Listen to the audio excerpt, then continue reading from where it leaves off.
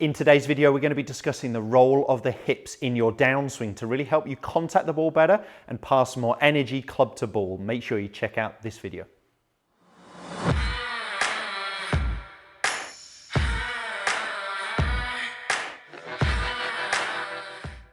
Welcome back to the TruGolf Academy. You've joined me, Jon Watts, today in the indoor studio, and today's video, as I mentioned there in the intro, is actually all going to be about the role of the hips in the downswing and how they should be moving 4 inches laterally towards the target in your downswing. I'm going to share with you just a couple of pitfalls, 2 areas really to look out for where golfers go wrong with this lateral movement, but there has to be pressure moving into our lead foot in the downswing to help us compress the ball, help us pass more energy club to golf ball. So this is a real vital part of your downswing. If this video does help, make sure you hit the thumbs up, share it with as many golfers as you can, and please don't forget to subscribe to my channel for all the other content. Right now, we're going to jump into it.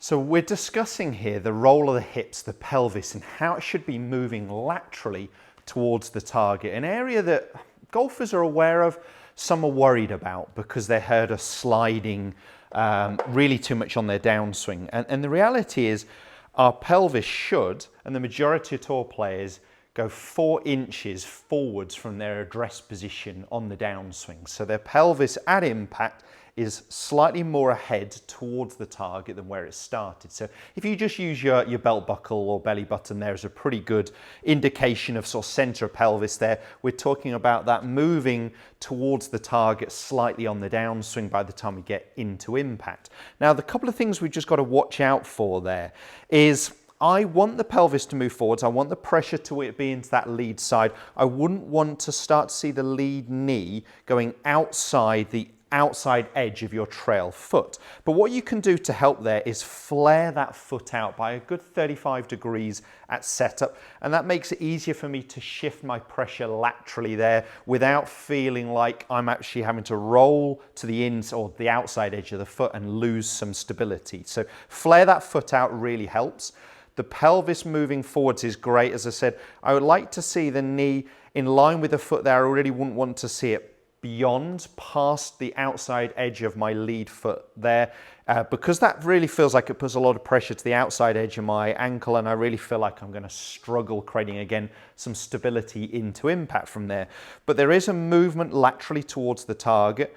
The things we've got to watch out for is when we're creating that movement towards the target, that does not create the opposite movement with my upper body. So I don't want my pelvis going towards the target, but my upper body going back. And I'm discussing here with a mid-iron, but I will at the end talk about a little bit of change perhaps between the iron and the driver. We could just film the driver in another video if this is really relevant to you. Comment below and I can always do a whole nother video on it, but I'll touch on it a little bit there. So I want the pelvis to move forwards, but I want the upper body to stay centered over the top of the golf ball by the time we get into impact. I don't really want to be tilting away from the target here with my upper body. And the only other thing we got to watch for is there is a lateral movement towards the target on the downswing, but there also then has to be a rotational movement. So there is a lateral movement towards the target with my pelvis. My upper body has stayed centered over the golf ball. It hasn't tilted away from the target.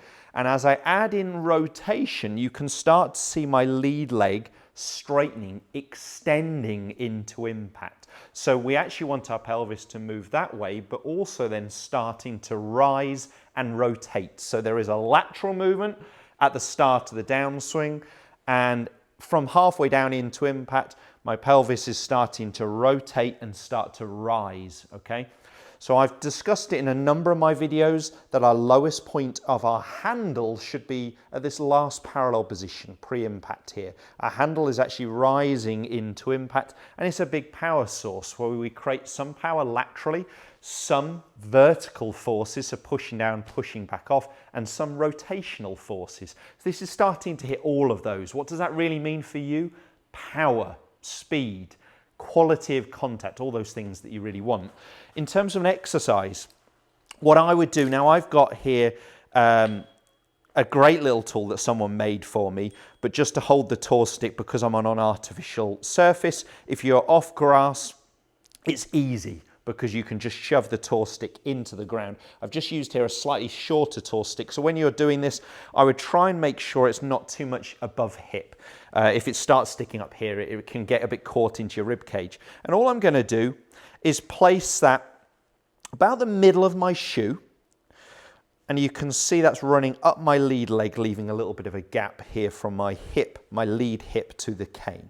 And what I'm trying to get the sensation of in the downswing, in the start of the downswing, is that my lead hip moves towards this tour stick, towards this yellow stick here. So there is some lateral movement. Now I'm aware that as I'm doing that my upper body is moving and staying over the golf ball. I don't want my upper body ahead or too far behind. My upper body, my sternum, my nose is really going to feel like it's pretty much over the top of the golf ball here. So my ball position just forwards the center for a mid-iron, and I'm just trying to get that sensation that my upper body is moving in line with the ball. My pelvis, my hips are moving laterally forwards towards the target. So I feel like I'm going to hit the cane at the start of the downswing, and then my hips are starting to rotate and rise, or my pelvis is starting to rotate and rise into impact. So you could just break that down into a drill you may well have seen me do before. We're going to stop at the top. We're going to create some lateral shift towards the target, okay, with my lower body there. My upper body has stayed centered. From this position, if I just add in a little pump, just so I've got some momentum, I'm just going to try and get that sensation. My pelvis rotates and starts to rise, okay? So, stop at the top. Some lateral movement, that's got the pressure into my lead side. Little pump. And my pelvis is then moving up and starting to rotate. That lateral movement is what we're really discussing today. As I said, you could measure it. You know, there's cheap or free apps out there to draw some lines. Some of them allow you to put some measurements onto it, as the V1 software I do use but pay for allows me to measure that. And what we see with the majority of tour players is around 4 inches of lateral movement from their address position to their impact position. So we're just trying to look at those two still parts of a video. When I'm doing a full swing with a cane here, I'm just trying to get that sensation and maybe reviewing it from camera that there is a movement this way laterally towards the target at the start of the downswing. So there is some lateral movement before I add the rotation into it. So definitely got that sensation, my pressure moving laterally towards my lead leg. And on my lead side, my lead leg starting to rotate, starting to rise into impact. And that's a real key part to really help us do a lot of things, to get the right angle of attack, to compress the golf ball, which is passing that energy from club to golf ball. And a big power source, because we're starting to use some lateral movement here where the pressure is moving forwards, and then we're starting to create some vertical forces pushing off the ground, some rotational forces. So we're really relevant with all clubs. Now I did say I'd finish with just quickly talking about the difference with a driver. So I would still want some lateral movement around 4 inches of my pelvis from its start position into impact, starting to move forwards towards the target. But I do not mind with the driver, my upper body starting to tilt back away from the target.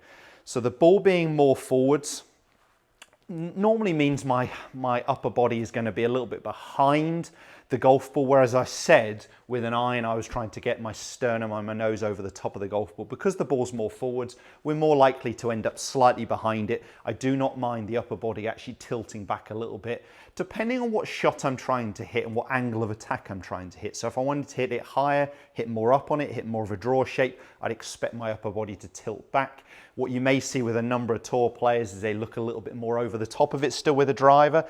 And really the difference there is the average on tour is slightly on the way down, whereas the majority of amateur golfers are going to be better hitting up on the ball for yardage, for distance, and a number of these tour players are perhaps trying to fade it off the tee. So they may look a little bit different into impact.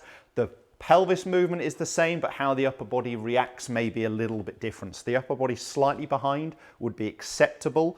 The lower body movement still towards the target is exactly what I want to see. And again, of course, our body should be rotating and rising into impact. So that part really unchanged, whether we're talking about iron or driver. As I mentioned there at the start, if this video has helped, hit the thumbs up, share it with as many golfers as you can, and don't forget to subscribe to my channel.